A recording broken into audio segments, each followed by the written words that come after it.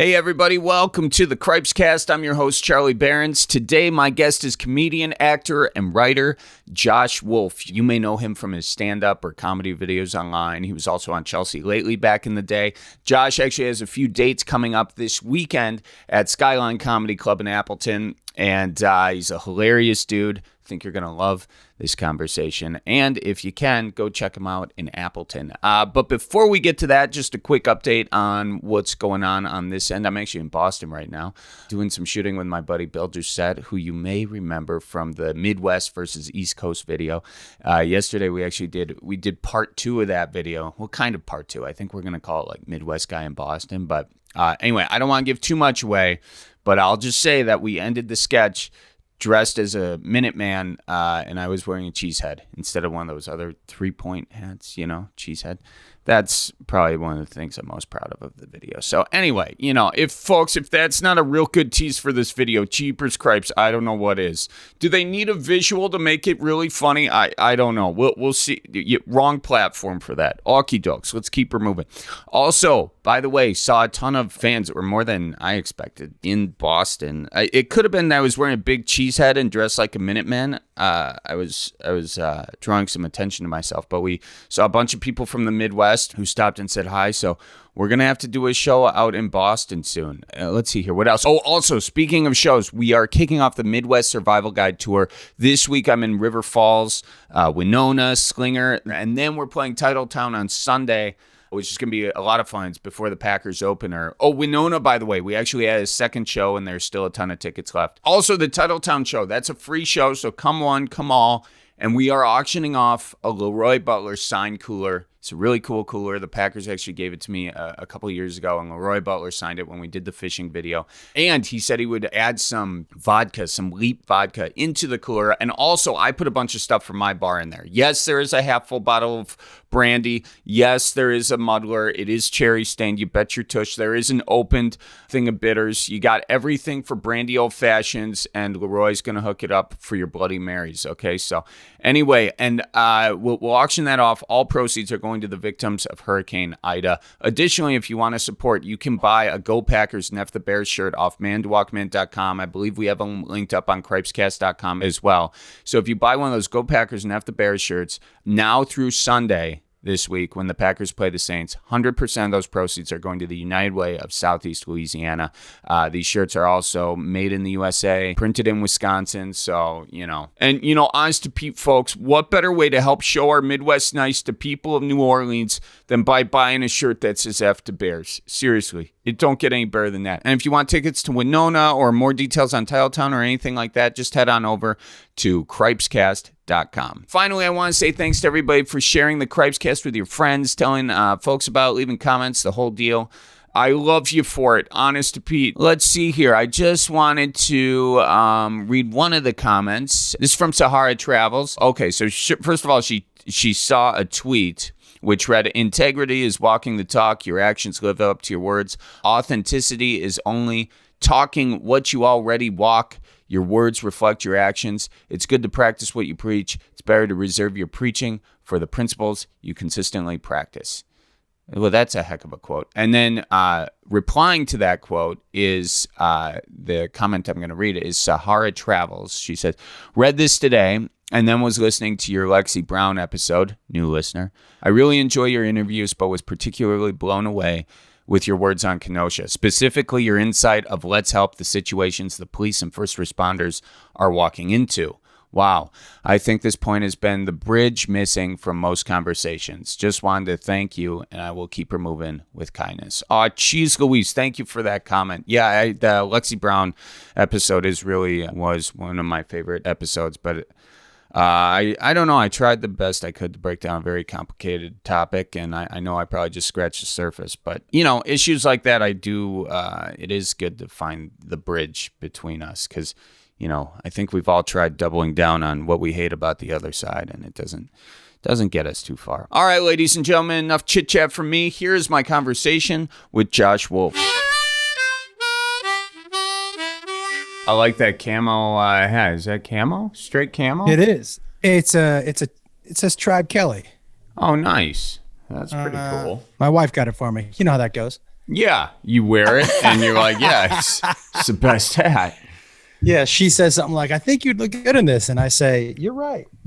And that's Yeah. how that conversation goes. Yeah, you kind of take a recommendation on hat choices. And then I mean, this whole wallpaper situation, this is all her.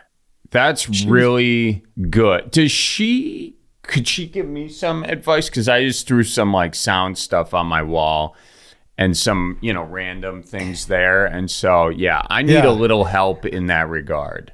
Charlie, I will tell you, the one thing I really like is that of the 3 things you have on your wall, you're sitting in front of one of them. I'm sitting in front of one of them. You know what, Josh? Honest to God. All right, give me a second. Okay, look. How's You're going to move the whole better? desk? Yeah, I'm moving the whole desk. I'm a bad interior decorator, okay? So am I, dude. So am I. Listen, I'm bad at placement. Hang on. All right, I now we're came cool. home one day. Home one day, and this was here, And That I was looks great. And that's just wallpaper? It's actually like, I don't know how you differentiate wallpaper from a sticker, because wallpaper is just one giant sticker. But it came in strips, right? Okay. And it's basically a laminate. You just put the sticker up on the wall. I think I might have to do a little Amazoning of that situation right there, because Society 6. It's called Society 6. Society 6.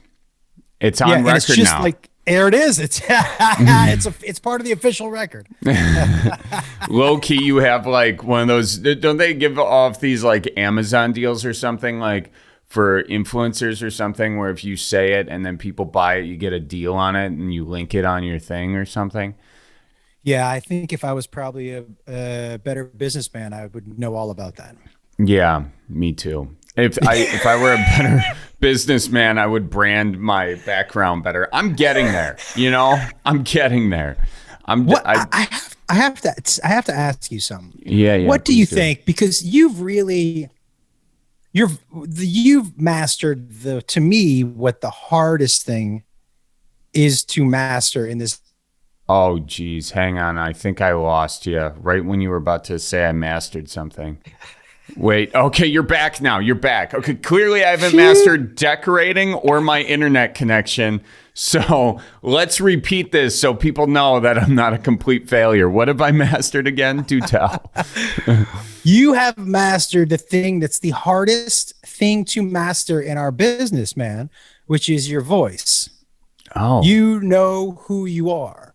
And everything else after that is the easy stuff. But like, I don't know how long you've been doing it, but it takes most people a long time to figure out, oh, this is what I say.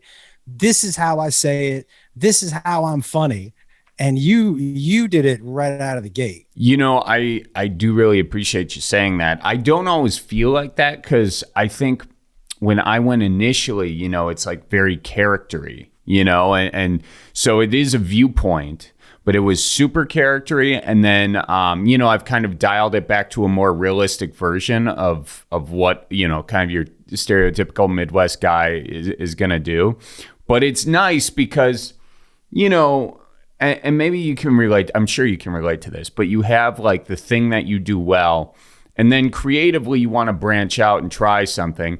And when it doesn't work, inevitably, or it does work, but you're still going to go back to your base of like what you do, of that for me, it's that Midwest viewpoint. And so I do appreciate. Yeah, go ahead. It's interesting you say that, because I find, and I'm not sure if you find this across platforms, but depending on what platform I'm putting out material, that each platform wants something different. Like my YouTube group. So I'm doing these fun videos now on Facebook, like comparing California versus Nashville, and I've seen those. Vaxxers versus anti-vaxxers. And for me, the humor is on both sides. To me, if you're taking shots at one side, you're not really getting it, because everybody's dumb, right? So we got to be able to laugh at it, right? But my YouTube channel, they want to see my stand-up. Right. They want to see my stand-up. Right. And so when I put stand-up clips up, but if I deviate from that at all, like you're saying, you want to try something else, you want to branch out a little bit, it's like, that's not what we signed up on this page for. And we're not permeating over to that part. Yeah. So, but the Facebook page and the Instagram, they eat up those videos, Yeah, I kind of do have that with like TikTok. You can do the trends and all that sort of stuff that they do, or you can you can experiment a little bit more on TikTok. Whereas Facebook, they kind of, you look at it's generally not the younger audience on Facebook. So you're doing kind of more traditional, I guess, comedy. And then Instagram's that weird territory where it can all kind of cross over for me. But yeah, it's like figuring out those nuances is it's trial by fire mostly, Yeah. And sometimes you can get in this thing of like, they've got all these great analytics, right? So you can dive into it and you can be like, wait, that many people unfollow me today? What did I say? when it could just be like Instagram's purging all the old accounts. So it could be nothing. And you could sit here making adjustments on your comedy based on something that Instagram just decided to do. It kind of gets you into a weird. I basically, I go through phases, but I try not to pay too much attention to the negative analytics. I guess the positive ones, I feel like if you follow those, you're going to be on a better trajectory than just whatever possible negative things there are. I actually, it's funny you say that. I actually try to not, I know this is dumb, maybe, not look at analytics. I look at comments. I comment back to people, but I always just try to do what I think is funny. Mm-hmm. And that is a better way of doing it for sure. For sure. I don't think I've ever been in a creative mindset when I've been looking at analytics. So I should never, right? I should probably just cut that out, But then you talk to them and they're like, look at the analytics. If you get onto a phone call with one of the platforms, they're like, yeah, you got these great analytics tools. I was like, but I failed math every time. I was really bad at algebra. By the way, you can follow their analytics and still have something shit the bed. Yeah, that's true. Can I tell you, and I'm not going to tell you which platform because I don't want to. You don't want to throw one of these platforms under the bus? Really? That's the most fun for me. I'd be happy to. You ready? Okay. I was on the phone with Facebook, right? Yeah. And I got put in Facebook jail. And by the way, if you see my page, like, it's just silly. My page is silly.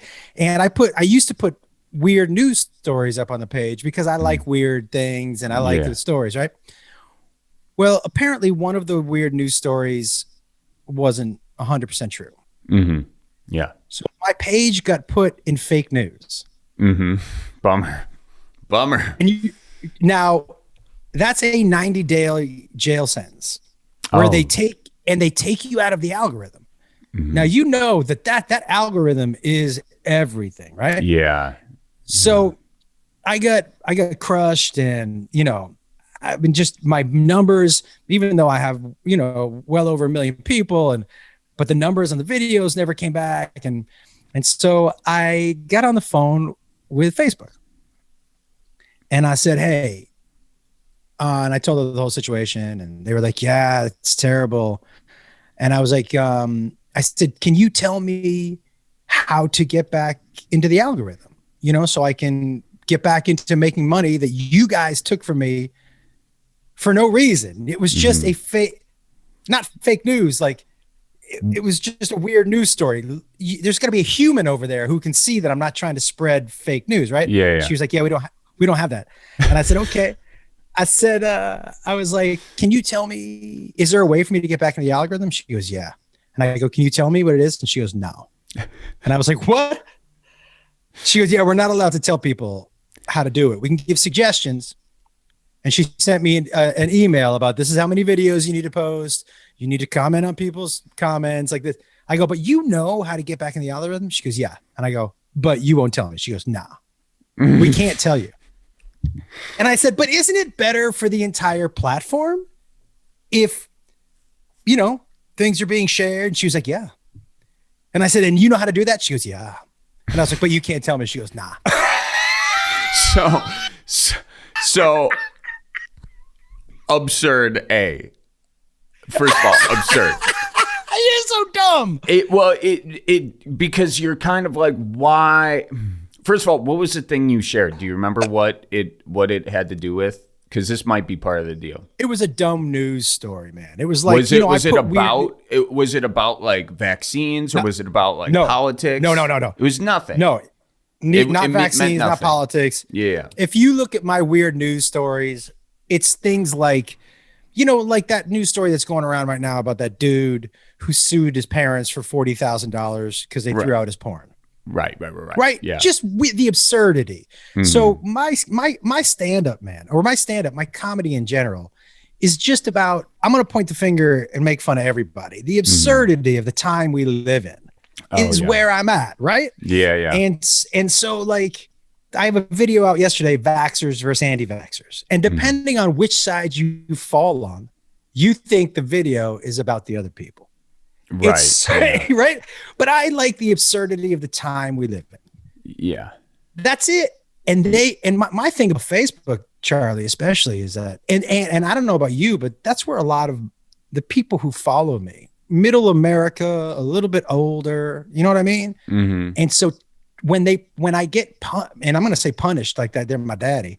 When I get punished on there, for not, look, if I'm going to do the crime, if I'm going to do the time, at least let me do the fucking crime. Do you know what I mean? Like, yeah, at least let me have the fun, but to be put in jail and then not to be able to get out, and then for them to know how to get me out, but not, it's just so silly. But the truth of the matter is, we need these platforms. Well, that is the weird symbiotic thing, and we give them a lot of crap, but at the end of the day, they've provided our ability to, be comedians. And, I'm curious about this too. Like, you're the vax versus anti-vax. I mean, obviously there is absurdity on both ends of the issue, I've got the vaccine and all that sort of stuff. And I'm basically, my trust is just going to be with, like, my dad's a doc, and,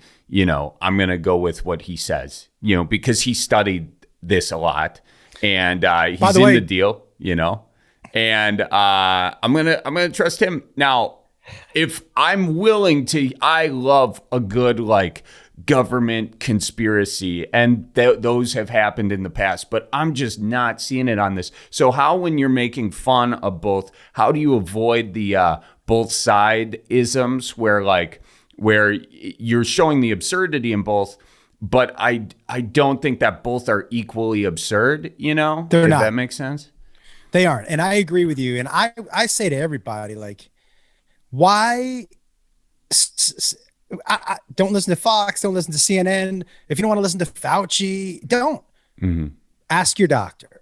Right. That's what I always say. You're not a doctor. Right. You're not a doctor. And no matter how many Google searches you make, you have not done the 16 years of college. Right. And hands-on, right? Yeah. Ask your doctor, ask your doctor, ask your doctor. Yeah. The way I do it is that I think what is dragging this country down isn't Republicans and Democrats.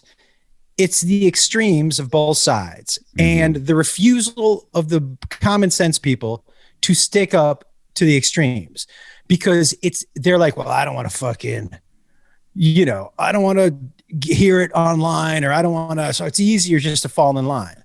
And to me, that's what's circling our country, right? Mm-hmm. So it's not equal absurdity on both sides. However, the extremes are equally absurd. That I totally agree with. Yeah. Right. So the same people who are double masking in their house by themselves. Yeah. Right. Yeah, right. Are the same people who are injecting themselves. Oh, you don't want to listen to a human doctor, but you'll take horse medicine? Yeah. Like, oh, okay. What? Yeah. Right. Yeah. Right. That's my thing. And by the way, I agree with you. The government conspiracy, you can't blindly follow anybody. But when I hear people say things like they're trying to control us with masks, I'm like, okay, I'll dive into this with you. Tell me how. Yeah. What good does it do them that we're all wearing masks? Well, they control us. Yeah, but okay, fine. So they control us, but they control us by us wearing our seatbelts and wearing our shirts in restaurants too. You know what I mean? Pants too. That is government control. I should be able to walk. I mean, why not? Why not dick out? Yeah. What's the problem with that? We have casual Fridays. We can't do dick out Tuesdays. Like, what's the? I mean, the government's got to ruin everything. Seriously. No, I mean that is the part that I've always thought was a little nuts. Like, you follow so many rules on a day in and day out basis, and this one just so happens to have. It's not like a huge deal. I don't know how this became like the calling ground for like socialism or whatever. If masks are socialist, so are shirts, so are pants. So it became political. Mm-hmm. As soon as it becomes political in today's day and age, you are not asking, you are making people choose a side. Right. That's it. Which side are you on? Yeah. Pick and look, it's all about now pointing fingers and picking sides. We have dehumanized the other side, whatever side you're on, right? How many times, whatever side you're on, or have you heard somebody say, yeah, I like him though, he's one of the good ones? Yeah. But that means, right? You have dehumanized, and that's what we're doing. It's really it's super depressing, especially for someone, and I don't know about you, I am an optimistic, positive dude. And I truly believe that people just want to be happy. Mm-hmm. But we just keep getting fed fear about what might happen. The boogeyman over your shoulder. They're coming for your guns. There are people coming across the borders. Everybody hates black people. The police are going to kill you. So I'm scared to leave my house. I'm scared to, right? You're just making people scared you're making the boogeyman everybody who's not like them. It's a real slippery slope. Yeah, it is. And I mean, at some point, people just have to, it's unfortunate that we've developed all these systems in place that are successful because we pit each other against each other, that being the political system. Yeah. That is now the blueprint for making a solid political campaign, is say some absurd crap that you don't believe because it riles up lies. The base, and lies, and then they donate. And then the media is unfortunately not much better, because as much as, CNN would want to blame Fox News for Donald Trump, it was CNN that had used him as a darling back when he was on the rise, because he had great ratings, and he's always had great ratings. So CNN threw him on when he was a minor candidate and didn't stand a chance. But you give someone that much airtime, guess what happens? People see them, they recognize them. We're all simple machines. And I think, like, with the increase of technology, we're seeing how simple these machines really are. We're very reactionary. We act out of fear. And very few, unfortunately, rise above fear and try to, make bridges, not bubbles. And, we're relearning the same lessons over and over, and it's frustrating. I agree. And I always had disdain for politicians, but now it's reached a new level. Mm-hmm. Because these selfish, and if you're like, well, not my side, no. No. If you're in politics right now, because politicians are supposed to be public servants. There's no service. It's about money. And if you're in politics right now and you don't stand up to your own party, by the way, Charlie, if you were, I don't know, going down a bad path as a person, you were starting to steal, or you're starting to do drugs, or you're just starting to, and I was your buddy, I would be like, hey, man, you need to get your shit together. What do we need to do? Now, if a stranger told you that, you'd be like, right? Mm-hmm. That's the same thing with politics. But the politicians have lost the balls to be like, yo, this is not what our party does. Or I'm on board for our party. I don't agree with this, but you've either had to buy everything or get the hell out of the party. And you know what that's called? A cult. Yeah. That's called a cult. If you're not allowed to disagree with the supreme leader, you are in a cult. Yeah.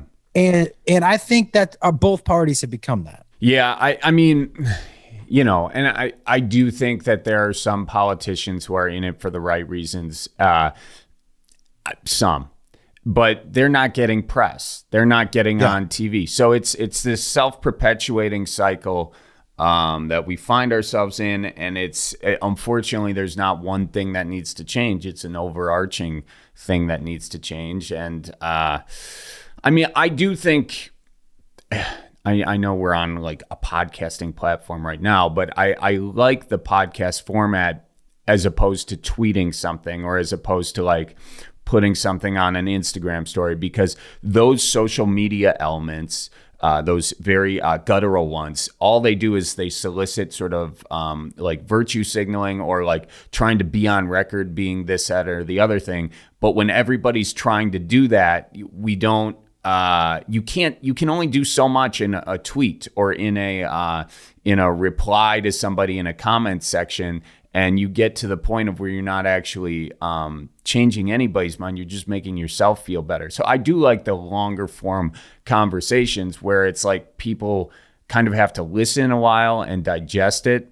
And there's not as much benefit to like ripping through comments in podcasts because not as many people are going through those comments, you know? So you listen and then make up your own mind. Take some time. That's what we're not doing.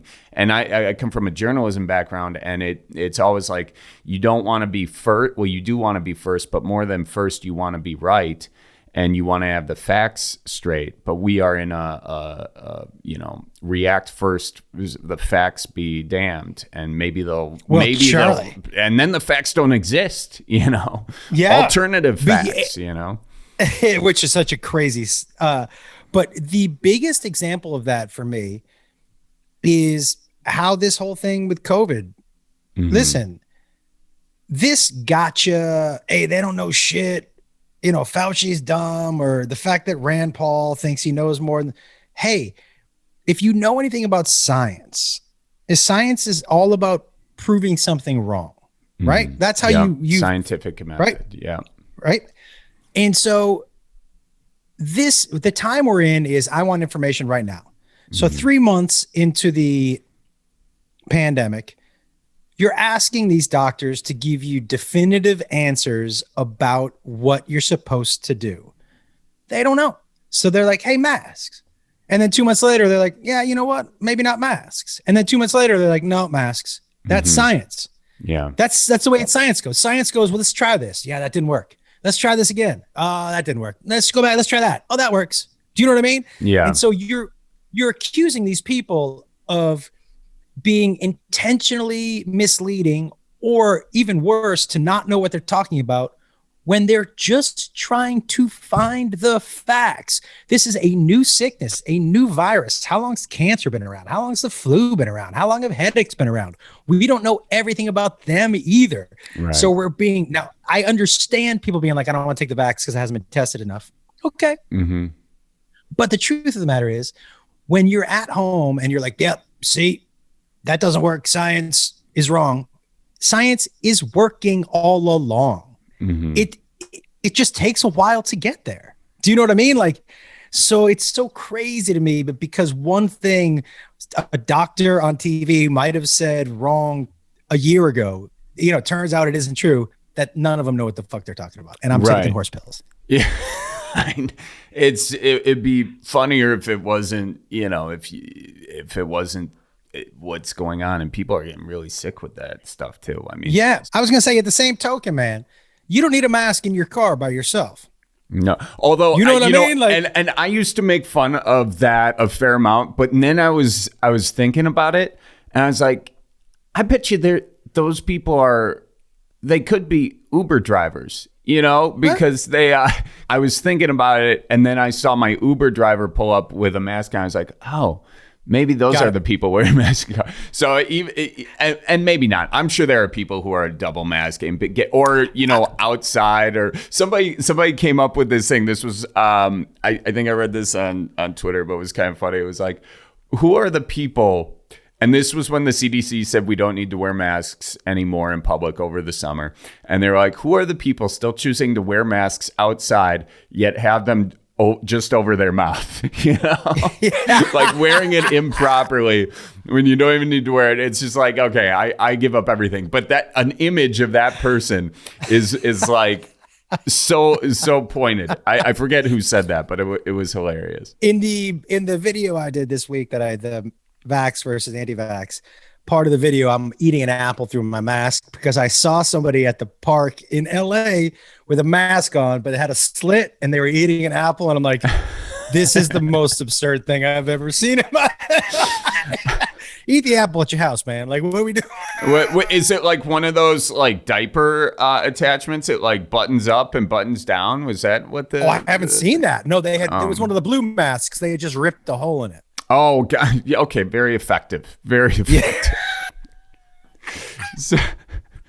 So all our societal strangeness aside, how is comedy, generally speaking, going for you these days? Outstanding. Yeah.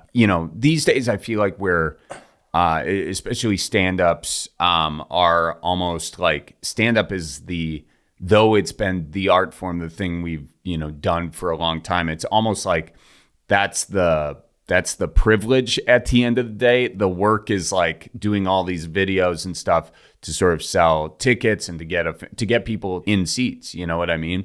So does that frustrate you? Does that inspire you? Do you see it as like a new challenge to do that? Or, you've been in this game a lot longer than I have, and you're great at it. So I'm just curious, like your thought process there.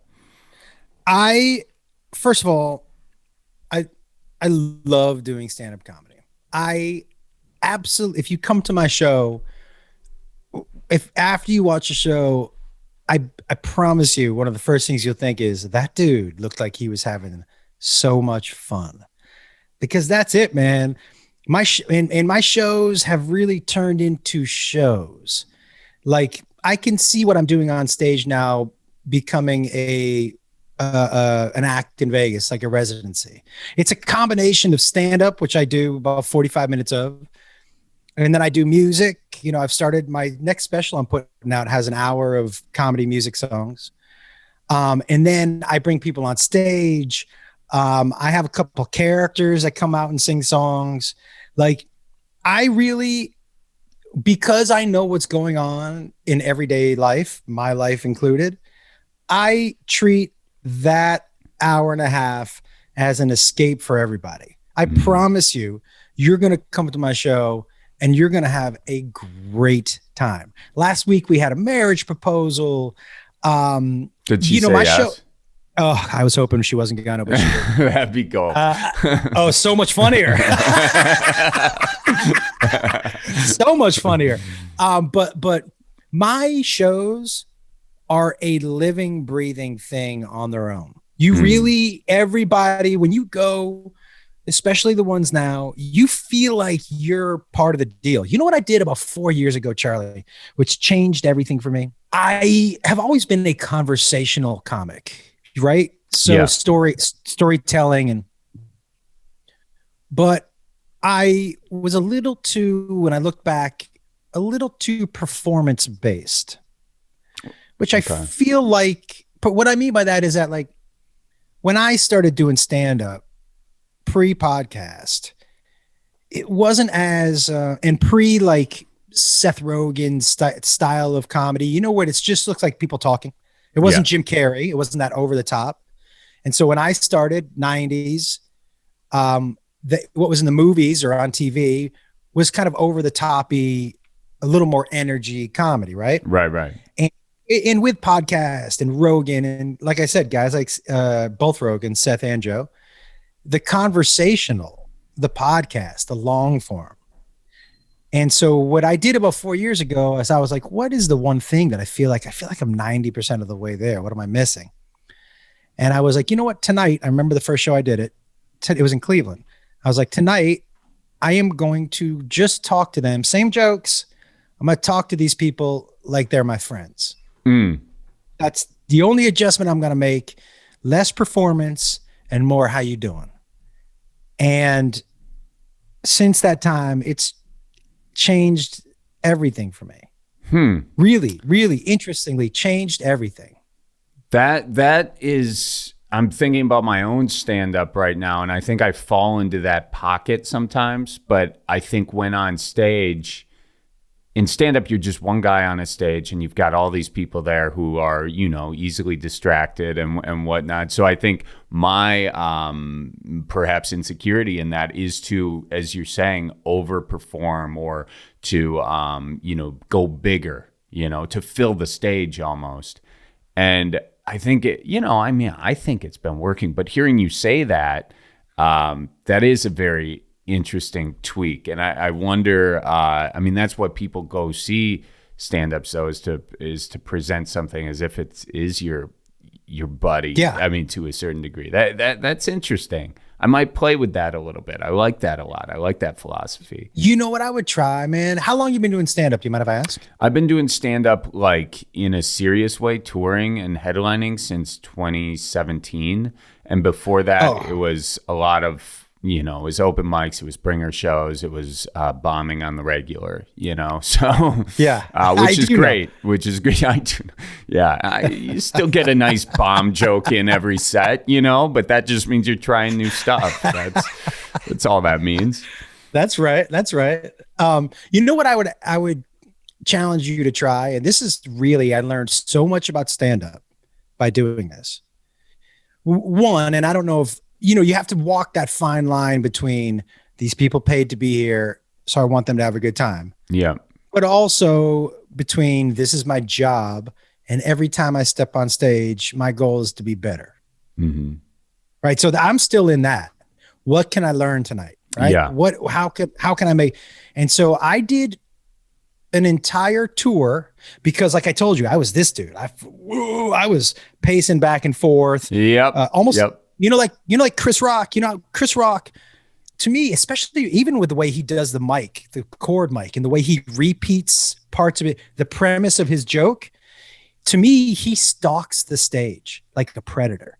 He walks that stage like this is his stage. Now, Mark Maron draws you in, right? They sit on a stool and they make you lean in, right? Yeah. So I was like, okay, all I've ever tried was this.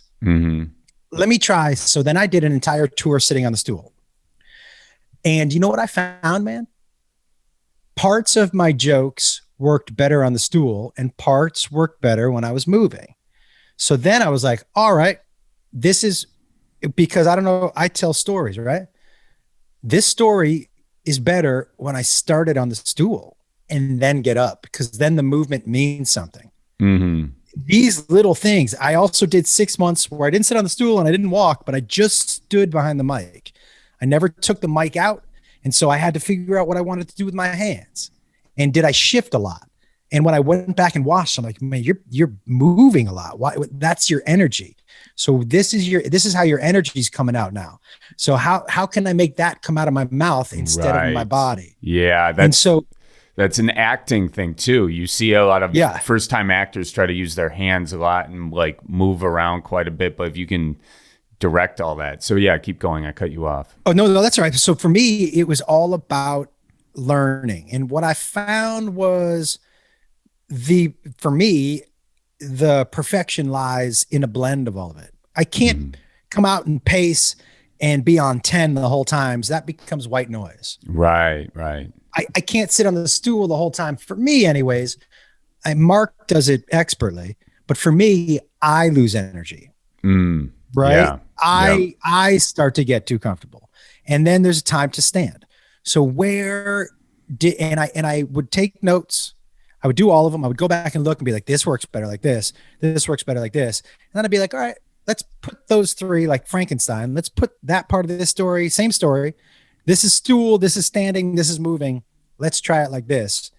And I learned so much about not just my stand-up, but about why I was doing crazy movements on stage for some things that I was like, well, I'm not confident with that joke. Right. I'm overcompensating like this instead of what am I missing here? You know what I mean? Yeah. So yep. it's a fascinating, I think one of the things, dude, and I watched you do, and I think you're a really good stand-up. And I think one of the reasons we have so many people getting into stand-up comedy is because there are so many people out there now who make it look easy. You watch Burr at all?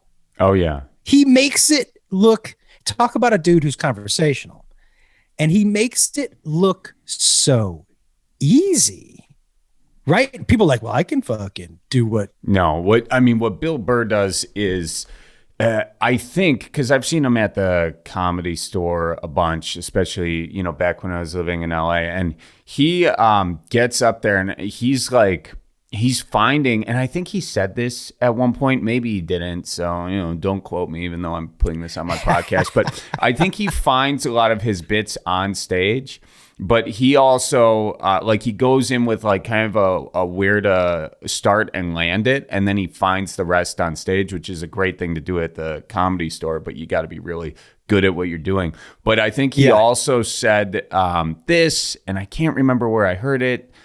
He's been on so many podcasts and stuff, and I don't know if he said it or someone else, but when he started doing the act outs, that kind of brought it in, because the act outs are a nice place where, and if you're not into comedy out there, the act out is where you kind of have your setup and then you literally act out the joke. And in doing an act out, that's where you can add emotion. Sometimes you have a real tight joke and it's funny, but if it lacks emotion, it just lacks something in there. So I think that's he's an emotional, and it doesn't work for every comic either. So I don't want to say it like it does, but with Bill Burr specifically, I think he's an emotion first guy, and so many people connect to that because they got those same emotions of anger or sadness. And he's very pointed too with his jokes. He'll say something that maybe on its face is oh, that's misogynistic, but he'll twist it to where he is the enemy in that for making this misogynistic. He makes himself the enemy, which is, I think, the difference between, that kind of, so he's proving that thought process is wrong, but he's allowing people to see him as the imperfect vehicle to learn that, does that kind of make sense? 100%. You know what else but that act out, it's also kind of what we were just talking about, right?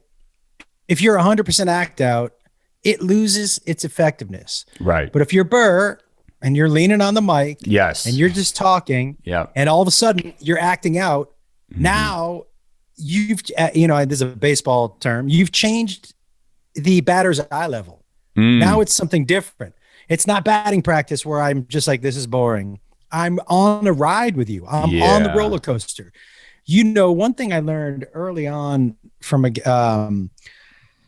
comic, and he's not a well-known comic, but when I was starting, he was a dude who helped me, but he was like, hey, you have to take them on a ride. The roller coaster can't go up the whole time and it can't go down the whole time. That's not a fun ride. Right. Take us on a ride. So sometimes it's not as funny. Take us back up. That's what the hour is. That's the show. Yeah. And he was 100% right. A guy named Rodney Shorewood. Rodney Shorewood was the first man. I used to love this dude. He would step on stage in a very announcery voice. He'd always go, hey, everybody. Just almost like Harry Carey. Hey, everybody. He would open up with that, and he had just real deep, and he was, every now and then he'd switch into that voice during the set. And I was like, I love this dude because like I said, he's taking us on a ride. I don't know what's coming next. Yeah. And where was he based out of? Seattle. Okay. I started in Seattle.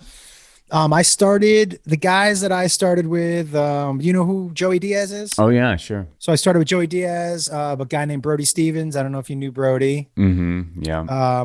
I didn't And know so, him. I was a big fan of his, but yeah. can I ask you, because I'm always curious, what was it about Brody? So you're finding somebody, and by the way, for those of you listening or watching, Brody was, if not the most unique in there.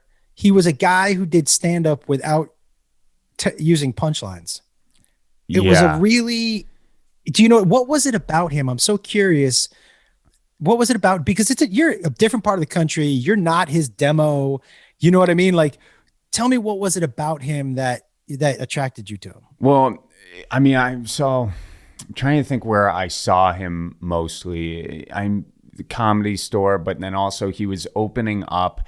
I think I saw Nikki Glazer do. Oh, yeah. She did. I saw one of her filmings in LA a few years back, and Brody was getting the crowd ready and everything. The crowd warm-up guy. The crowd. I mean, his ability to just improvise and just make the crowd feel like in on it. Like he was immediately everybody in the crowd's best friend, you know? Yeah.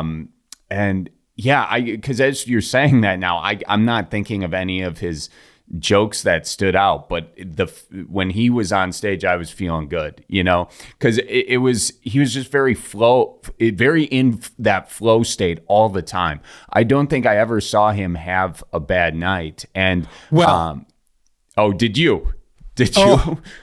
Listen, first of all, for those of you listening again, there were times where, and he always did late night sets at the store.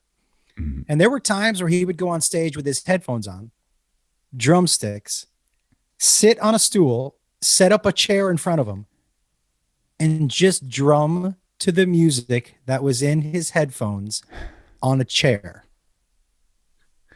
And you would watch him. There were nights, look, nobody crushed like him. Nobody. I'm not sure if you ever saw him at the store where, you know, he would get people. Comedy is so much about rhythm. You know, Don Rickles, and I'm going to paraphrase, but Don Rickles was like, once I get you into my rhythm, they're laughing before I tell the joke. Set up, and before I even hit because he was a set up punchline, set up, and he could hear people start to laugh before the punchline. Rhythm. Right? Yeah. And once you got in Brody's rhythm of non-comedy comedy, there were people laughing. He would just go and recite his GPA at the different schools he was at. He would be like, I mean, I can just see him doing crazy. That. Yeah. Yeah. He would just talk about how he took apple cider vinegar. Do you know one of the first times I saw him snap on stage, we were in Seattle, and he was doing stand-up. Mm. And this is when I think he started to realize, me being Brody is way funnier than me telling jokes. Mm-hmm. So he was on stage and he was bombing the only way Brody can bomb. And he said, listen, people, I'm a little stressed out. He said, do you know how hard it is for a single man living alone to shave his own back? He goes, I've got trouble spots. And he lifted up his shirt and there were patches of hair all over his back. And I was like, this dude's fucking insane, you know? Yeah. But I had never seen anyone. But the same thing was happening for him and Joe Diaz at the same time. They would get on stage and they would bomb with their jokes. Mm-hmm. But then when they got mad and they were themselves, by the way, as a young comic too, it was a great lesson to be like, their truth is so much funnier than whatever they're making up in their heads. Mm-hmm. Their truth. And so when Joey would snap, when Brody would go off about, shaving his back or whatever it was, they crushed. And so those late night sets, Brody would walk around the Comedy Store on a late night set, no mic, just a cowbell. Bing, bing, bing, bing, bing, bing, bing, bing, bing. And just try to get people's energy up. Yeah, that was it. That is it. He is an all. In fact, I remember this. He would find. I saw him do this a couple of times. Be like, arms crossed, don't like it. And just that. Arms crossed, negative energy. Yeah, arms crossed, negative energy. Yes, that it was. I just thought because it was all just stream of consciousness for him, and it was quite a ride to be on. It was so sad. him not being here anymore and all that sort of stuff. Yeah. But the comedy community definitely lost an incredible talent with that. When we were at his memorial at the Comedy Store, right? Mm-hmm. And not only the amount of people who showed up, they had to do 2 shows at the main room, and then they had a show at the OR. Not only the amount of people, and not only the level of people. Bradley Cooper, what was the dude from Mad Men? John Hamm.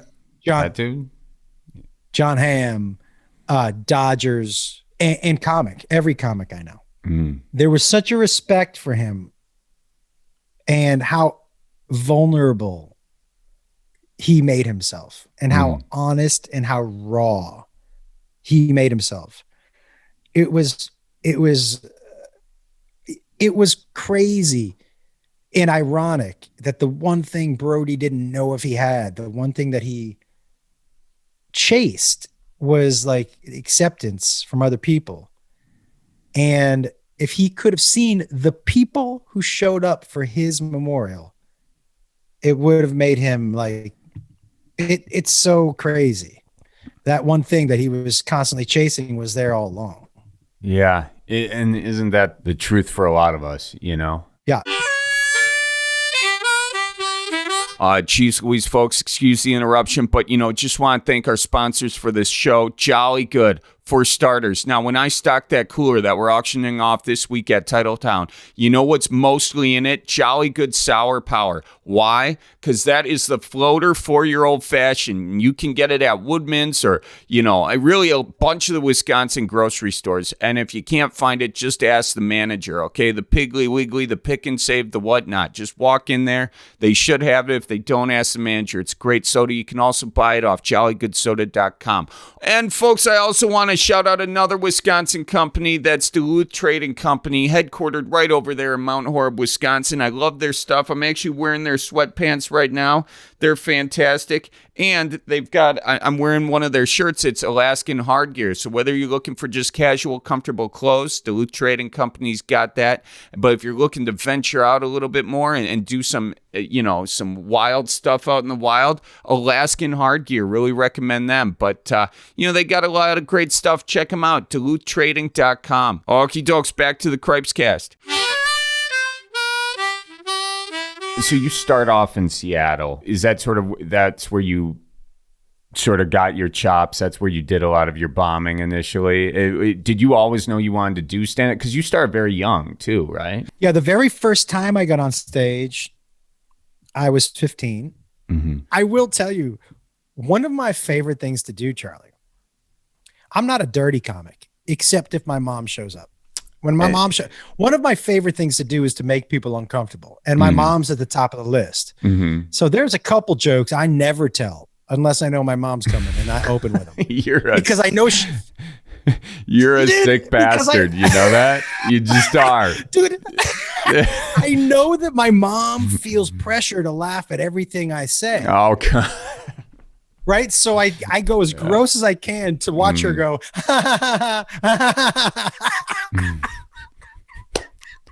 I can tell how much joy you're getting out of this right here. So is it your mom who inspired you to go into comedy, or what inspired you initially? I had 3 older brothers. I think being the youngest of 4 boys and not being able to win a fight, you learned how to make things funny so people stop punching you in the face, Yeah. And then I started seeing stand-up on TV, and I was like, that looks like a lot of fun. Let me try that.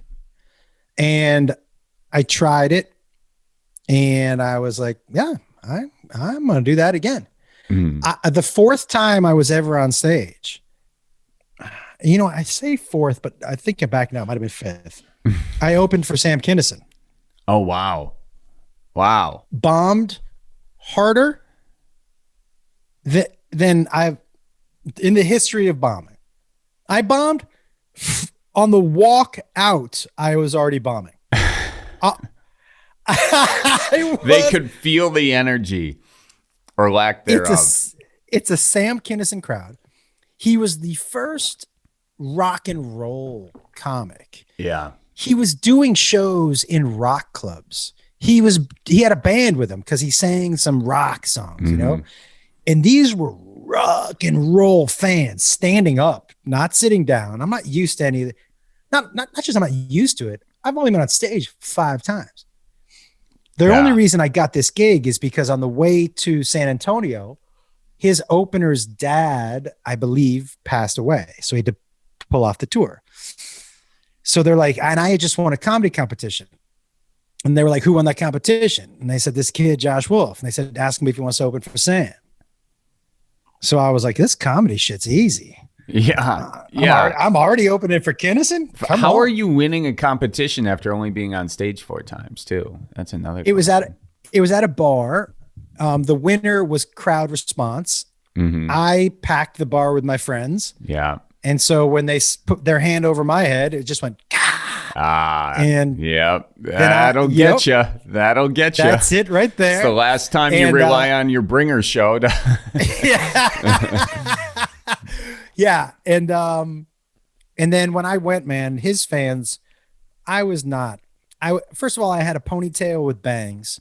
It's a great look. That is. Yeah. I feel like you need to change your profile picture back to that if you can find it. That is beautiful. I was wearing a black leather motorcycle jacket, but with the button down blue dress shirts that they used to wear at Blockbuster. Yeah. So I had one of those under my black leather motorcycle jacket tucked into my jeans. Perfect. With one of those, those thin black belts that have the silver tip on it. Yeah. with one of those, some baggy acid wash jeans, and my dad's dress shoes. It was quite a look, man. What year was this? I can't even, based on that, I could not tell you the year. That could be 78 or 2003.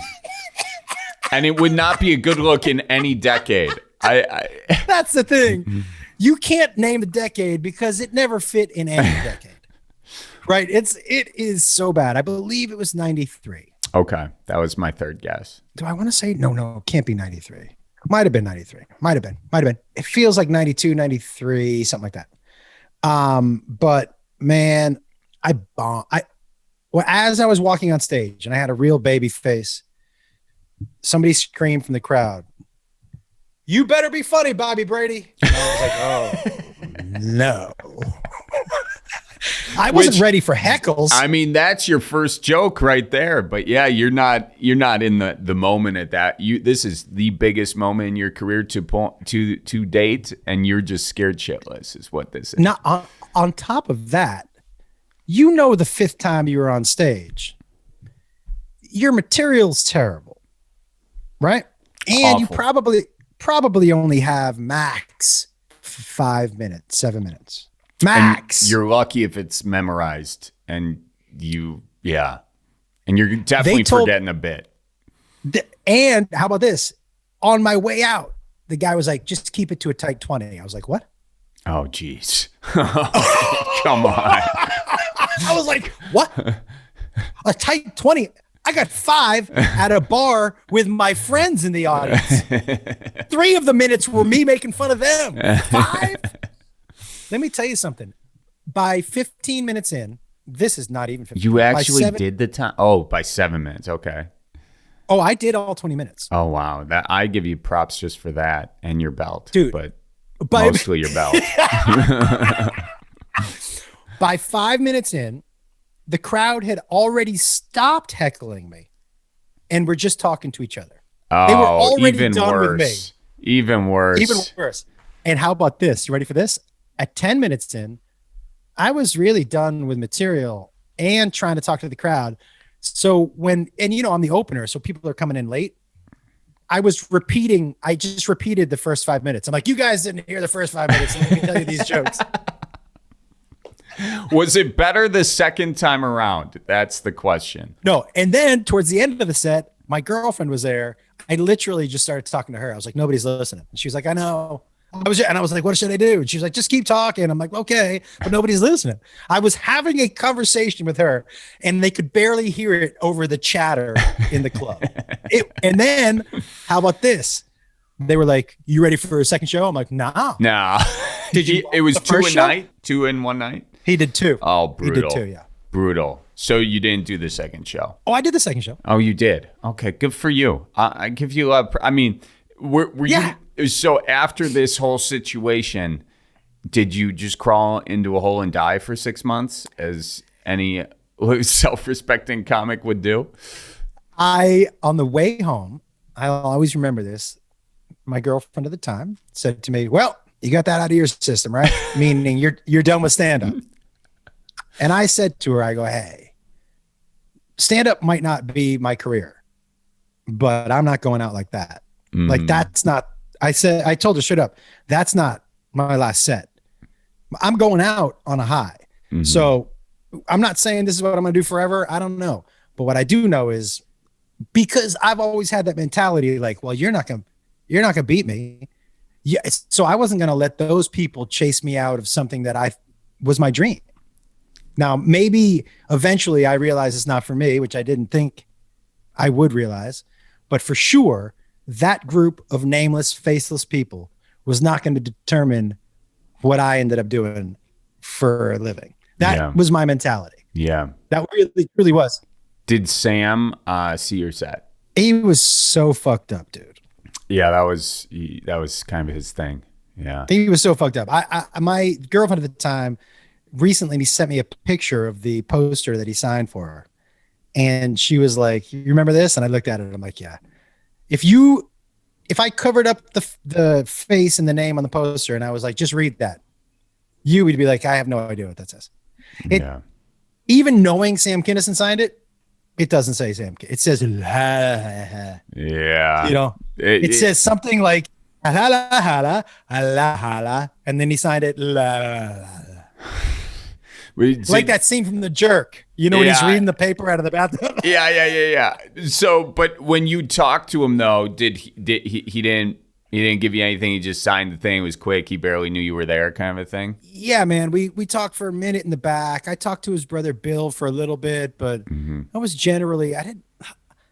so out of my realm of comfort. You know, like Sam Kinison, and what am I doing back here, and where do I hang out? And I remember, and I think the place in San Antonio where it was called Sneakers was the club, and it was just so far removed from anything that I kind of stayed out of the way. And I talked to his brother a little bit, but knowing what I know now and how backstage goes, I totally get like why I hid. Yeah. Because I see some people sometimes and I'll have to tell them, you come into the green room. They're like, for real? I'm like, yeah, it's forever. You come in here. You know what I mean? Right. It's that kind of stuff. But I didn't really try to talk to him. Yeah. And I don't think he was in a spot to want to talk to me. Yeah. So you go back and you figure it out, obviously, because you became very successful stand-up, and then you transition into writing as well. Was that always something that you wanted to do? Was that always kind of the goal, or did that kind of happen and it was something, an opportunity that came and you just took advantage of it? You know, you and I discussed earlier a little bit of trying different things on platforms, right? Yeah. Trying to, as an artist, right? Yeah. And you know, if we're talking about a universe, the center of my universe is always stand-up. But I love writing. I love the challenge. I love cracking the code. You know, like, oh, that works. Look, oh, that is amazing, right? And I loved the experience of writing on shows. And it made me way better at what I do, to be able to remove myself and go, okay, this joke works for this person. This joke works for this person. When you write on TV shows, the economy of words is really important. There's only so many pay, right? So learning to take that out, not to be so precious, not to sit on things like I have a tendency to do, and to get to it. These were all really important things for me to learn. You know, I took a job writing for Jeff Foxworthy on Are You Smarter Than the Fifth Grader? And this was when it was in syndication, and the money wasn't great. But look, man, I remember talking to Matt Vandewater. Yeah. Our saying, my manager. Yep. And saying, I'll take this gig, but Foxworthy has to talk to me at lunch, because the pay wasn't great. And I was the only writer, and we were doing 5 shows a day, which means I had to go home and write 75 setup joke punchlines a night. Wow. And I was like, I don't know how many Uranus jokes I got. Like, this is the only funny planet, you know? So, but my deal was Jeff had to talk to me at lunch, and he had to talk to me about comedy or whatever. And because if I'm going to go and do this, I want to soak it all in. Oh, yeah. So I took jobs like that too. But for me, it's about being well-rounded, but also, man, our job is so fun, Charlie. Yeah, I know.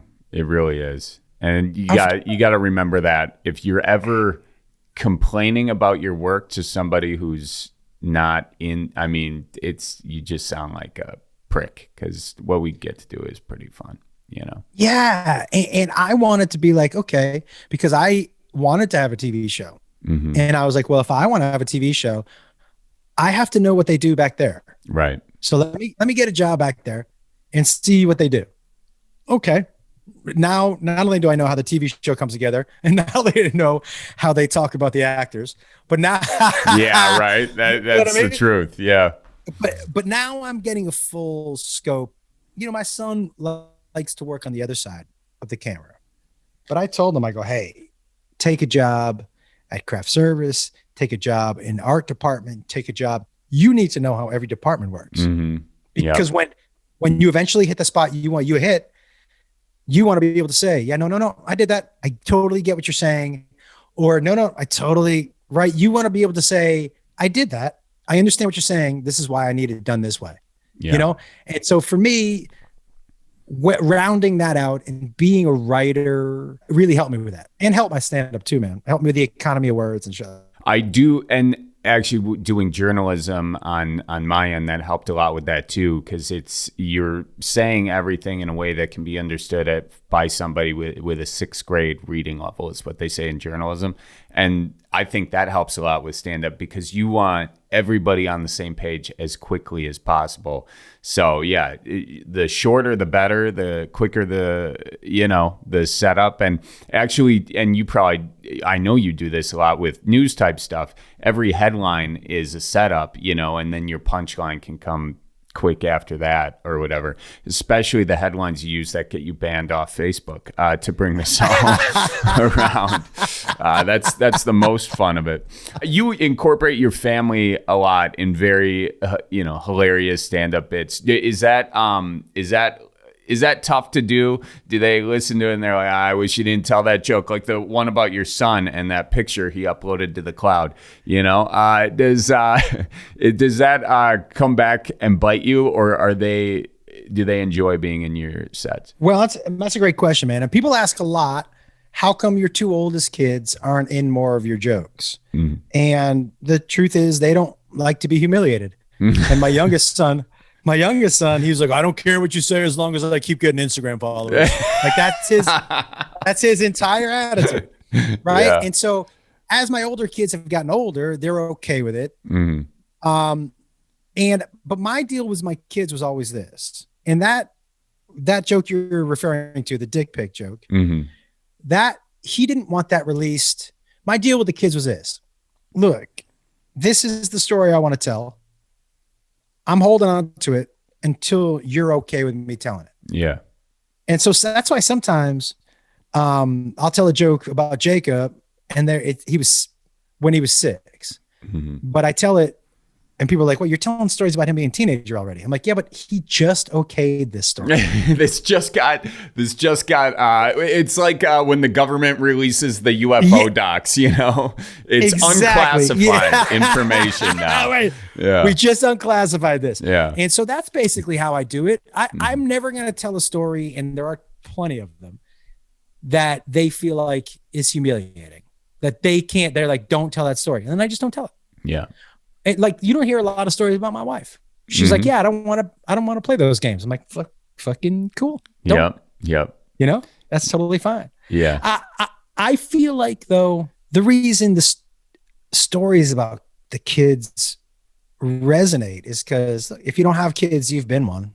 Mm-hmm. Yep. Very relatable. So, yeah. And so I love telling those stories because, to bring it back to my stand-up and my shows are very arms wide open.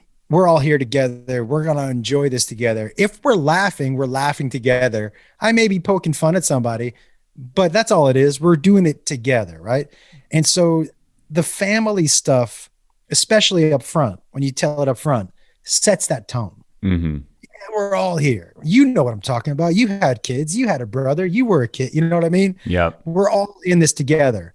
And then when I tell other stories later on, we're still in that family, all of us. Yep. And so I feel like that has really, the family stories have really helped perpetuate that kind of energy that I want. Yeah. And I want to touch on this because I know we got to get going soon here. But when it comes to musical comedy, I feel like I've done some music stuff in my shows, and I sometimes use for the music stuff, I use like a presentation, like a keynote thing, so the lyrics are on the wall. But it's a total cheat. In my mind, it would be a lot better if, they were tighter and didn't need the visual cues. So it's almost like writing the most precise punchlines when it comes to musical comedy. Do you feel like that? Do you have any tips on that? That's an interesting question, man. So I feel like there's so many different ways to skin this cat. Mm-hmm. And so I do a mix between parodies and originals. Mm-hmm. And not only that, I've started to introduce characters who sing songs. I wrote one last night. Do you have 2 seconds? Yeah, I do. Yeah. My guitar is right out there. Yeah, go get it. Yeah, that'd be great. Because I want to explain this to you. This is the kind of stuff that okay, hold on one second. Mm-hmm. And he's returned. Let's see what this axe is. What do we got? Is it a Takamine? Hold on 1 second. No, that's a Taylor. Is it a Taylor? I'm just telling from the back. Oh, I got it. Nice. Okay, actually, I might have that same guitar. Yeah, it's one above the baby. Okay, no. So I like that little divot on the arm thing. That's my favorite part. Yeah. I think I have that same guitar. I love this guitar. And this character is a guy named Clyde Blackstone. And Clyde Blackstone is like this old school country kind of Conway Twitty dude. And me and a woman named Taylor Lynn, who's Loretta Lynn's granddaughter. Okay. We are writing a dinner theater parody act of Conway Twitty and her grandmother. So it'll be like almost like a Dean Martin feel to it. It'll be a lot of innuendo. Wait. Up. Is this? Yeah. Did what you just told me, is that for real, or is that in the bit? Is that in the? That's for real. Really? That's cool. That's awesome. So we're setting it up like a dinner theater, and those acts weren't dirty; they were naughty. Yeah. Do you know what I mean?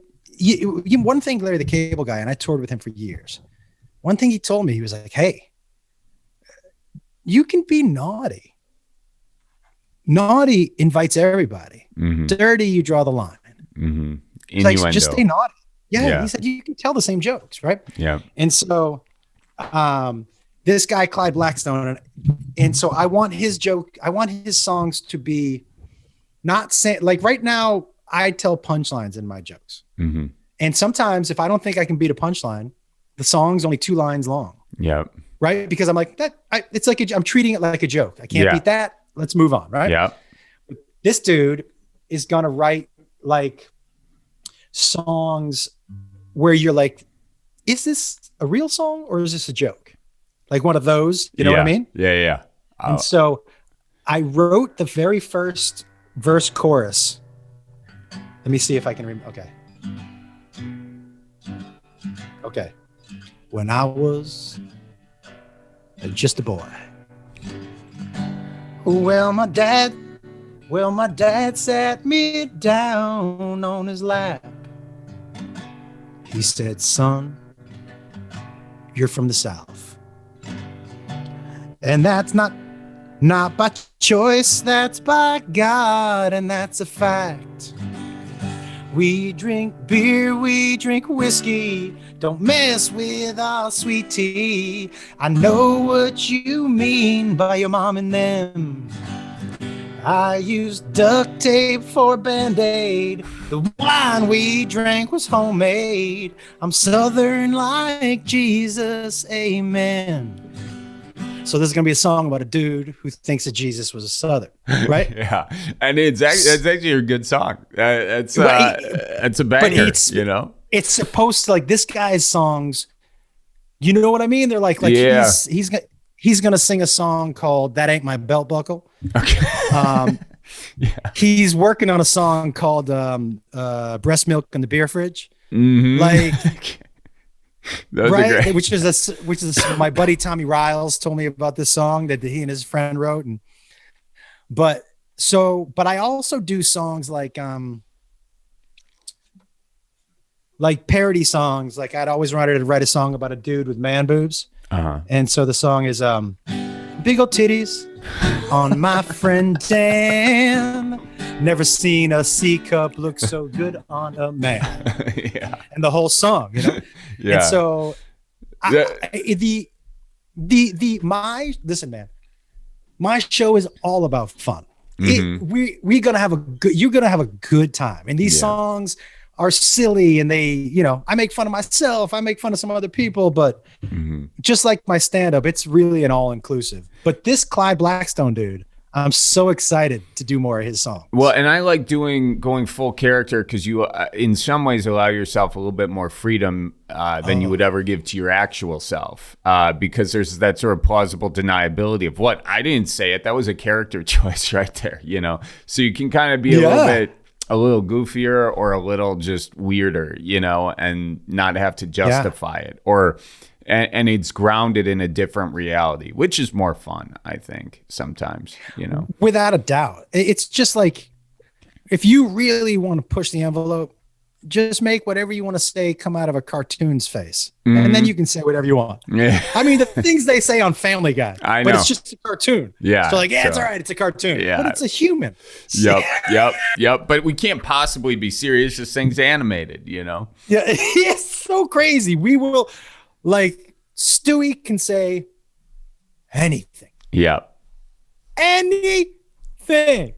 Totally fine. But because he's a British baby for an inexplicable reason, you know, nobody's going to take it too seriously. Unless you want to, then it's profound, you know. It's a beautiful structure we've set up in that. It's so crazy. Where are you? You've got a show coming up in Wisconsin soon, yeah? Yeah, next week. What day? Listen, man, if Appleton is... Skyline. That's a great club. Yeah. I've never been there. Hold on. So it is, what are the dates? 9th, 10th, 11th of September. Are you in town? Do you want to come by and do a set? Yeah, I would love to come by. I'm on tour starting this week anyway. Let me just look at this calendar. First of all, I want to make sure this oh, great. Not because this podcast will come out right before that. So this is great. Perfect. This is perfect on the publicity side. Unfortunately, I'm in River Falls, Winona State, and then Slinger High School. So what was it? What was the last one? Slinger. It's in Wisconsin. It's just south of where you are. So, you know, depending on how many shows are you doing each night? 2 a night? 2. Well, let me see what time I get off that Slinger one. I'd love to come up. I don't need to do a set, but I would love to check it out. And if I get up there, why don't you come do a set? Well, if I can get out of my showing time, and because it's a little ways away, so I got to see what time those shows are. But that'd be a lot of fun. Either way, Saturday night late shows. What's the late show? They do get a little weird. That's Saturday night late show. I've been known to bring people on stage, and I play "I Want It That Way," and I have people do interpretive dance behind me.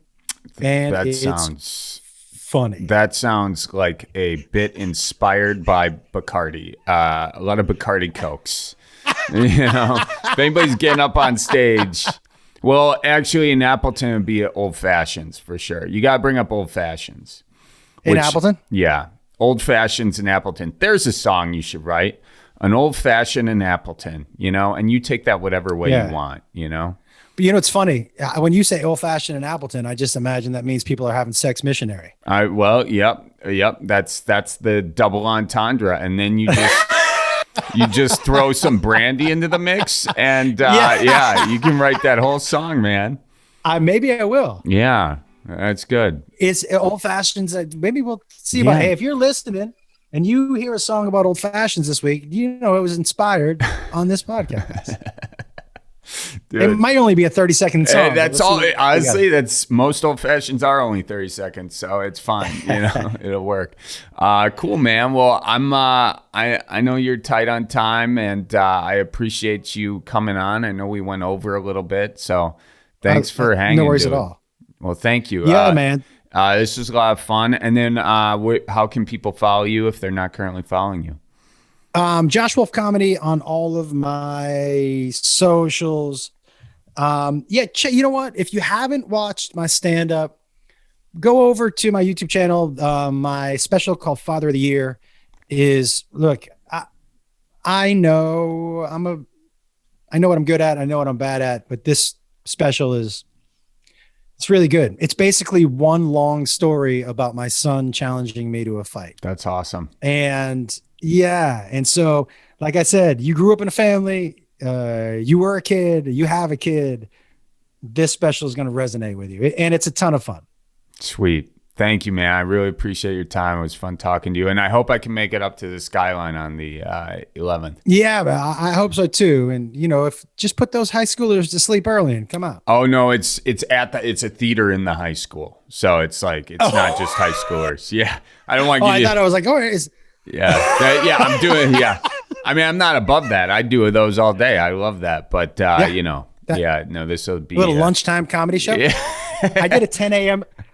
I did a 10 a.m. show once with Larry the Cable Guy at a casino in Canada, and he sold 10,000 tickets. At 10 a.m.?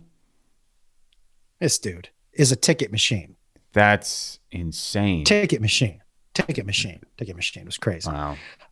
But I appreciate your time, man. It was really good talking to you and getting to know you. And, Matt Vanderwater is one of my favorite people in the world. He's dude. A great dude. He's a genuinely honest, good guy who tells you what the deal is. And there's about 8 of those guys in Hollywood. You got one of them. I'm a lucky man. He has saved my ass a million times over. So yeah. Well, and I'm so glad that he put us together. I am too, man. And I'd love to collab or something. If not this time, sometime soon. So I'll hit you up next time in your neck of the woods. Yeah. And listen, man, if you wanted to collab on a video, I mean, it's a quick flight up. I can always find things to do, but I would definitely come up. We could shoot a bunch of stuff and just get it in the bank. Cool, man. That'd be a lot of fun. Let's make that happen. All right, dude. Really good getting to know you. Take care. We'll see you. Bye-bye. Bye. All right, and that is it for this week's episode of the Cripescast. Make sure you follow Josh Wolfe on Instagram. That's at Josh Wolfe Comedy, or check out his YouTube channel for the special he mentioned in this podcast. And, thank you all for listening. Keep her moving, and while you keep her moving, watch out for deer. And honest to Pete, if you do want to see me live, once again, check out those dates on cripescast.com. Okie dokes, we'll see you soon. Bye-bye. So roll out the barrel and get the band brewing. Life's got you down, just keep her moving. It's on Wisconsin, the Badgers say it's the old Wisconsin Jubilee. You know, sometimes when you're ice fishing, you put your foot in the walleye hole and go ass over tea kettle and you think you're done. No, you gotta keep her moving.